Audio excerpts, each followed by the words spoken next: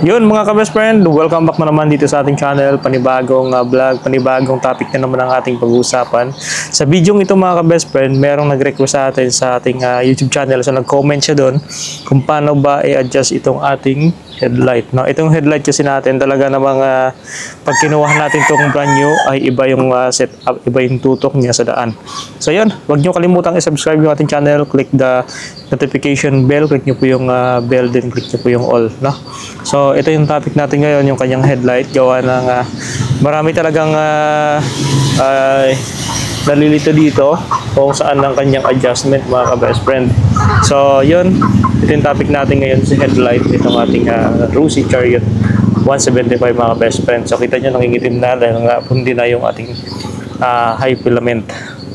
So yun, at alang-alang sa nag-request sa atin, sasagutin natin kung paano ba i-adjust itong ating headlight. No? So madali lang naman yan mga ka-best friend.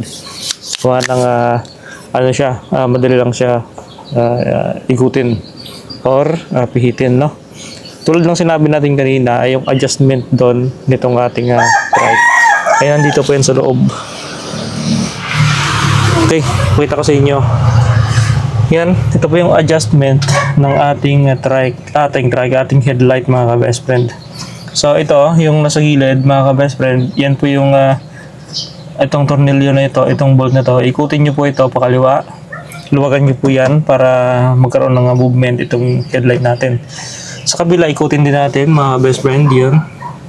So luwagan lang natin both side at pag naluwagan na natin, i-diin lang natin to, headlight natin, push down lang papunta doon. At kung hindi kaya pag dito sa loob, doon na kayo sa labas diin, no? So pag na-diin nyo na at isi-center nyo na doon sa dulo, kailangan ang setup nyan ay 10 meters yung ating low, and nasa 15 meters or 20 meters yung high filament natin. So doon na yan, medyo malalayo na yung ating high filament o yung high beam natin. So, pag ginawa nyo to gabi, para talagang accurate yung settings ng low and high ninyo. Kasi importante naman talaga itong ilaw natin para hindi tayo makasilaw ng kasalubong. Gawa ng sabi ng nag-comment sa atin, nakaangat daw yung kanyang headlight. So, yun. At pag na-settings nyo na, di ba niluwagan nyo na to? Yan. Pag na may movement na to, push down nyo lang to. Itong headlight down. At tingnan nyo sana kung sapat na ba yung low filament. And yun, pag na okay na yung settings nyo, higpitan nyo lang dito mga ka-best friend. So ang tools na gamit dito ay 17. Medyo malaki-laki, 17 na close. Huwag kayong gagamit ng open dahil baka masira o maging bulog o bibilog ito. So naranasan ko na yan. Kailangan close na threads yung gamitin nyo. So dito, left and right yan mga ka-best friend. At merong tamang seating ito, itong headlight natin. Gawa ng dito, may movement din ng atras abante. Yan. Kung gusto nyo ipasok ng konti itong headlight natin, i-atras lang natin to. Both side, atras natin. Kung gusto nyo man ilabas konti ito, push lang natin pa harap para lumabas itong ating headlight. So, ganun lang, napaka-basic lang naman mag-settings dyan. Ngayon, pag napundi na yung ilaw nyo, okay, yan, pag napundi na itong ating headlight, madali lang naman palitan to mga ka-best friend. Dito sa gilid ng bilog nitong headlight natin, meron pong screw dyan, tatanggalin nyo lang yan. After na matanggal nyo yung screw dito, paikot, ay matatanggal na rin tong ito yung parang naging lock dito sa circle. So tanggal na rin po itong crystal mga ka-best friend. So ganun lang ka-basic, no? Ganun lang kadali yung ating headlight ng pag-ayos dyan. Napaka-basic lang. So kung nakatutok yung ilaw nyo sa taas, ay push down nyo lang to. Pero mas maganda pagka doon kayo mag-push sa likod para mas madali natin i-settings, no? Ano pa, ang bulb na gagamitin nyo dito ay pang STX, Yamaha STX or Kawasaki Barako. Yun yung match dito na bulb. So halogen ito, pwede rin kayo magpalit ng LED Pero papalitan nyo rin ng socket valve o yung pinakapaa, yung pinaka foot valve nitong ating headlight. Pag papalit kayo ng ilaw na LED, papalitan nyo rin yung kanyang foot valve. At dun nyo rin i-attach sa linya ng kung saan kayo nagbaklas ng wire, no? Tatlo lang naman, white, isang white, red and blue. Yung white white, red and blue. Yun dun lang naman yung attachment nitong ating wire. So kukonek nyo lang dun mga ka-best friend. Napaka basic lang, madali lang guys, no? So yung ating headlight kasi pundi na yan, so papalitan na lang natin ngayon guys, para at least ay meron na rin tayong ilaw, no? So let's go, palitan natin. Okay guys, dahil nga pundi itong ating valve, magpapalit tayo ng ilaw mga ka-best friend. So madali lang naman palitan to. So sinabi ng di ba pais na yung baby na yun? okay oo. So yan, sabi ko sa inyo kanina, ang gagamitin natin dito ay close. Yan, para hindi siya mabulog. So luwagan lang natin to. Yan, madali naman magbaklas nito mga best friend. Basic na basic lang. So hindi siya mahirap palitan ng valve. So number 17 gagamitin natin dito. Ayan, number 17 yan close wrench. Nakakuha ka ng maliit na malunggay? Kaya gawin ko sa dito. Yan, pihitin lang natin pakaliwa yan para okay, sa kabila naman.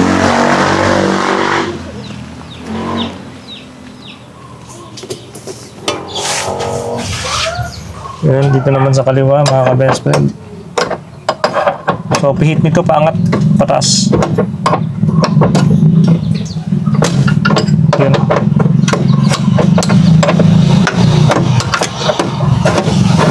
Yan, maluwag lang, madali lang.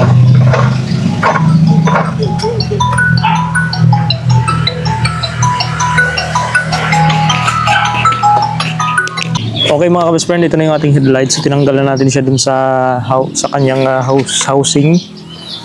Yun. So, itong kanyang bahay o reflectorize, tatanggalin na natin to. At para makita ninyo yung may screw dito. Yan, kasi medyo mahirap dukutin pag ganito. So, tatanggalin talaga natin itong screw. So, ilan to? Bali, dalawa. Yan. Pero try mo natin kung kaya natin dukutin. Yan. So, try lang natin. So, natanggal natin yung kanyang dim light, yung maliit. And sunod natin yung kanyang foot valve kung kaya natin. So, ikutin lang natin pakaliwa. Ito. Ikutin lang natin ito mga ka-best friend. Yan. Ito. Then, press lang. Ikutin natin pa ganun. Okay. Buka natin. So, press lang natin ito. Dapat dito maliit yung kamay. Hirap Yun. Oh, hirap.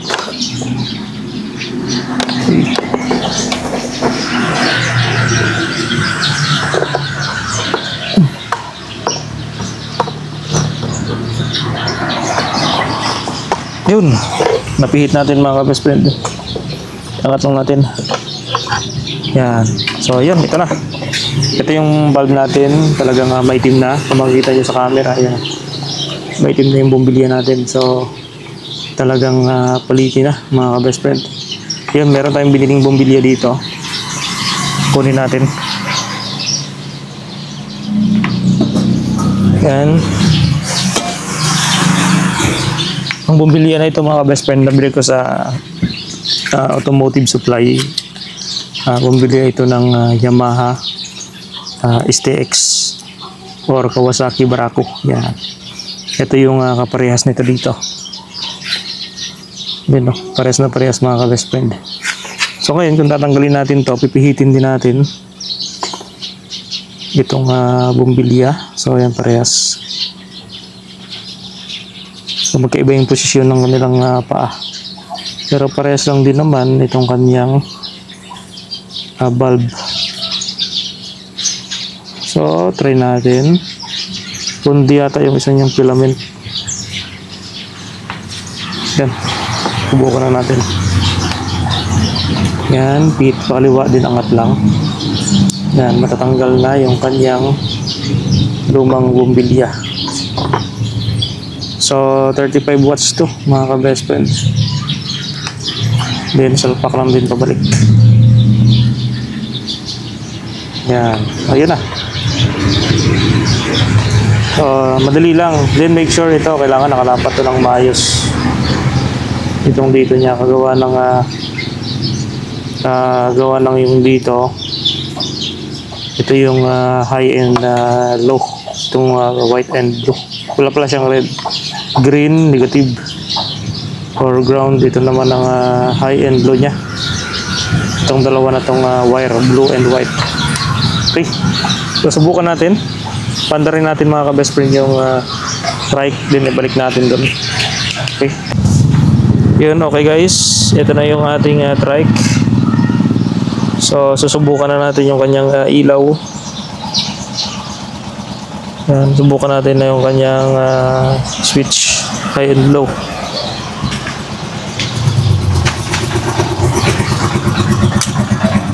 Okay, dim light, gumagana. And high, yun yung gumagana yung high. Low. So switch problem. So hindi gumagana yung ating low filament. Bakit kaya?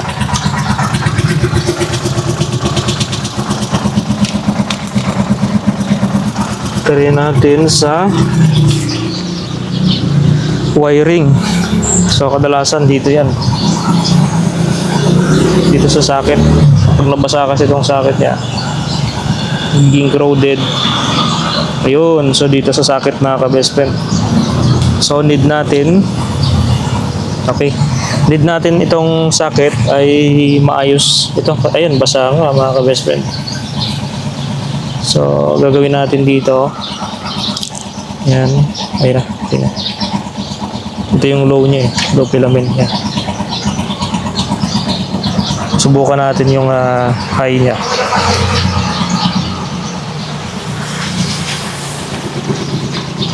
Yan yung high, low, high and low. So kanina nagmamalfunction yung kanyang low filament dito pala sa socket. Yan. So okay na mga ka-best friend. Medyo mataas yung wattage. Mabilis uminit unlike dun sa original na bulb nito na kahit mga 10 seconds mo siya hawakan di gaano uminit. Ito napakainit na. Parang mataas yung voltage natin from regulator, kaya napupundi. Pero pangalawang beses pa lang to guys napundi itong ating ilaw.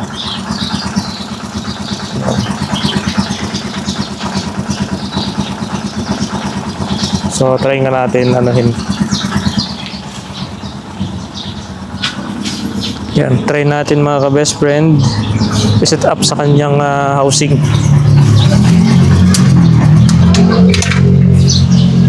Okay, dahil nga nakompleto na natin, subukan natin i-set up dun sa kanyang housing. Okay, let's go. Okay guys, pag binalik natin sa housing, yan, ganun pa rin yung setup niya. No, ang itong likod, itong puwet niya dito. Yun, so salpak na natin. So pihit natin to pakanan naman. Kanina pakaliwa, ngayon pakanan. Yun, okay na. Okay. Yun, oh. Ganda.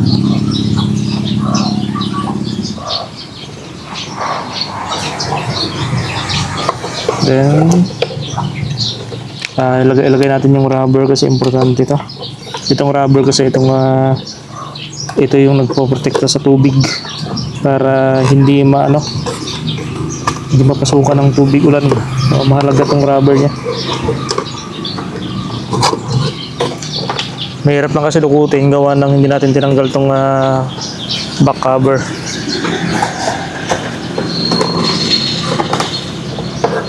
So, yan. Dito tayo medyo mahirapan pero kaya.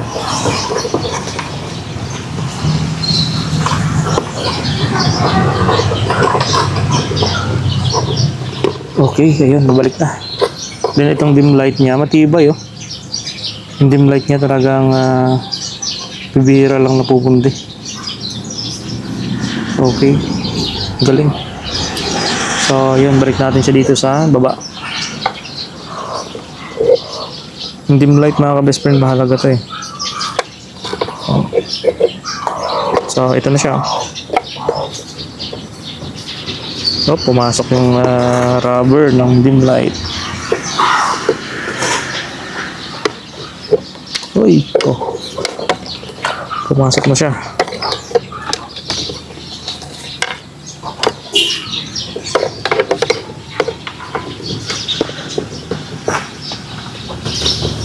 Yan, si dim light kasi wala siyang wala siyang socket rubber dito. Kaya natatanggal siya.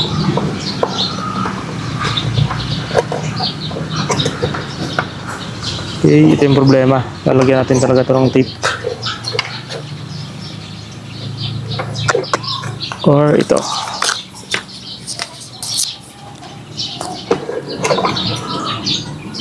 Kaso lang kung carton, magkukos ng init. Yan. Okay, hanap tayo ng diskarte. Yan, pag wala tayong rubber na makita, dito kay dim light, lalagyan natin ng sealant, silicone sealant. Yan. Para hindi siya matanggal doon sa mismong bahayan niya. Silicone sealant lang yan mga ka-best friend.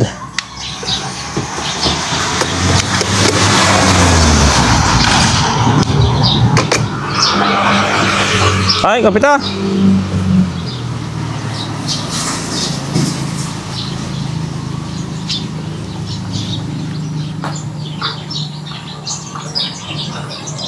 Ito, kapita! Ah? Yung islanggot mong bilihan, napundi. Pundido. Yun, so ibalik na natin to.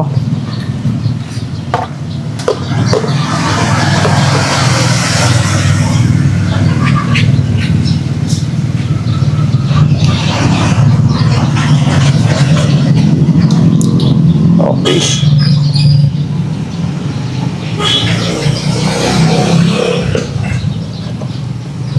Yun. So try natin.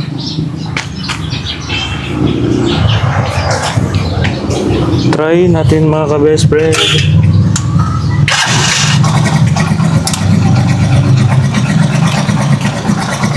Yun, ayaw umilaw ng kanyang low. So dito na naman sa wiring. Yan.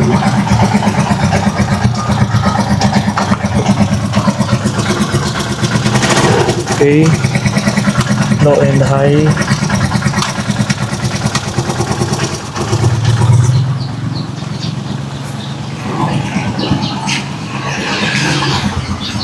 Yan mga ka-best friend, gumana na.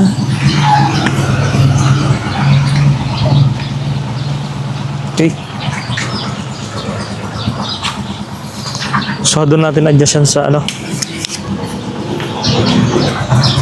balik natin itong kanyang tornilyo o yung bolt dito sa gilid. Yan.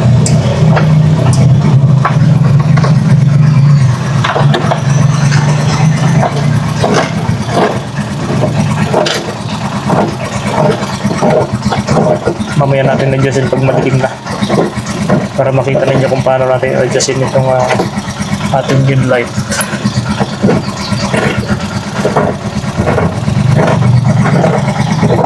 Okay, kabila naman.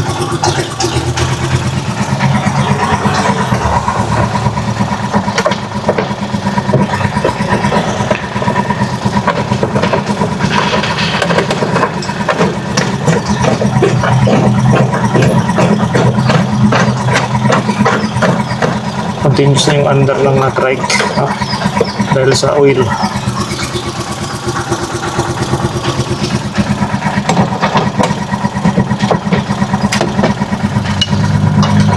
Ayan, ayusin lang natin itong ating wiring.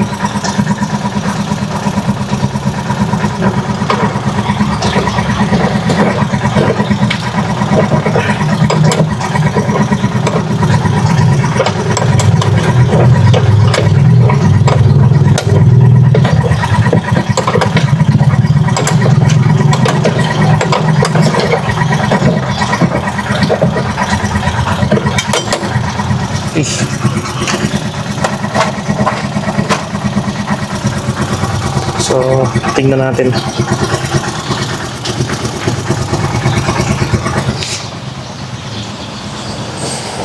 So, mamaya adjustin natin. Adjustin natin sa gabi. Para at least makita natin yung accuracy ng ilaw niya. Okay guys, no? So, adjust natin mamaya pagka madilim-dilim na. Okay mga ka-best friend, alang-alang sa mga nag-request sa atin, no, kung paano natin i-settings tong kanyang headlight, paano i-adjust, dahil nga sabi daw sa comment doon ay nakatingala yung kanyang headlight o mataas yung align ng kanyang headlight. So dito lang po yan ina-adjust sa likod, yan dito. So adjustin natin tong bolt na nandiyan sa likod. Siyempre pagka ina-adjust natin siya, kailangan natin siya start. So start lang natin siya para umilaw yung ating headlight, kasi hindi siya battery operated. So need natin siya i-start mga best friend. I-start natin para mawailaw natin yung ating headlight. Ayun. So pailawin na natin, dim light. Yan, headlight. So yun, umilaw na. Ayun, kung makikita nyo, sakto lang yung ating tutok ng headlight. Pwede rin siya pababain, pwede rin pataasin. So madali lang yung pag-adjust ng headlight mga ka-best friend. Kita na lang natin to.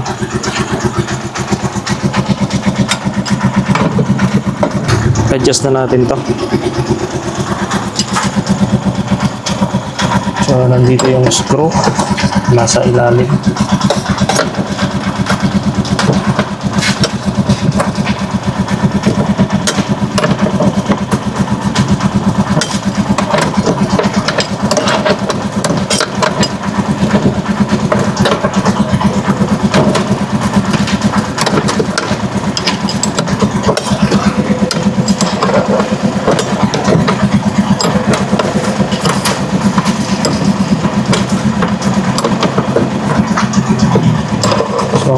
Parang lustrida.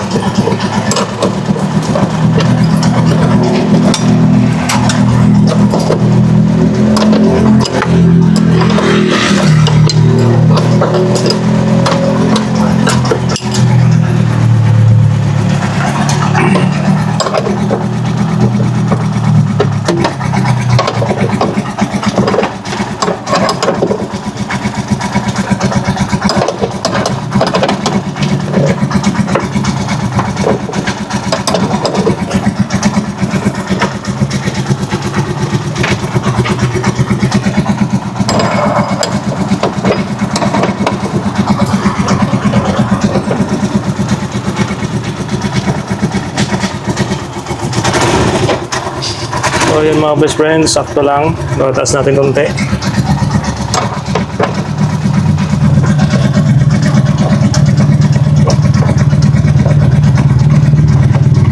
Yan, so sakto lang yung ating taas ng headlight.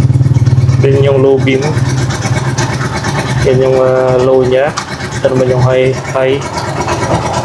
Yan, medyo malakas yung ating ilaw.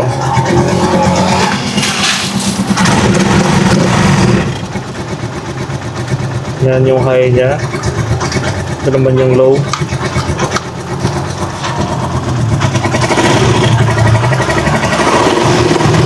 Medyo sabog na nga lang yung ating ilaw, no? Yung low beam natin, medyo sabog na yung bato niya.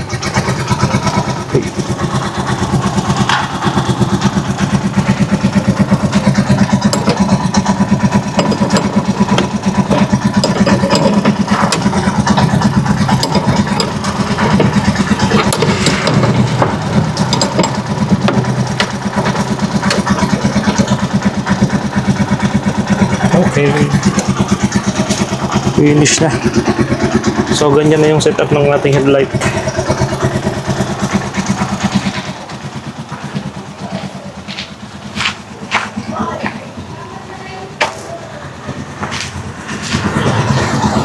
Okay. Yan yung low, high.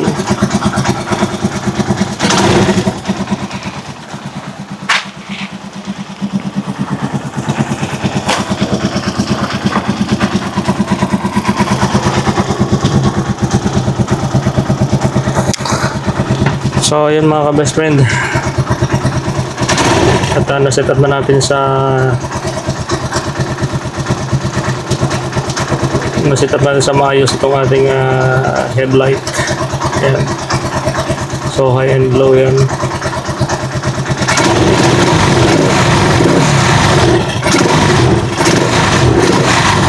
Medyo malayo yung baton nitong ating ilaw. So, ito pa yung ating light accessories. Yan, meron pa tayong tinatawag na mini driving light. So, ginagamit lang yan sa madilim. Okay. Okay guys, so kumpleto na. Thank you for watching mga ka-best friend.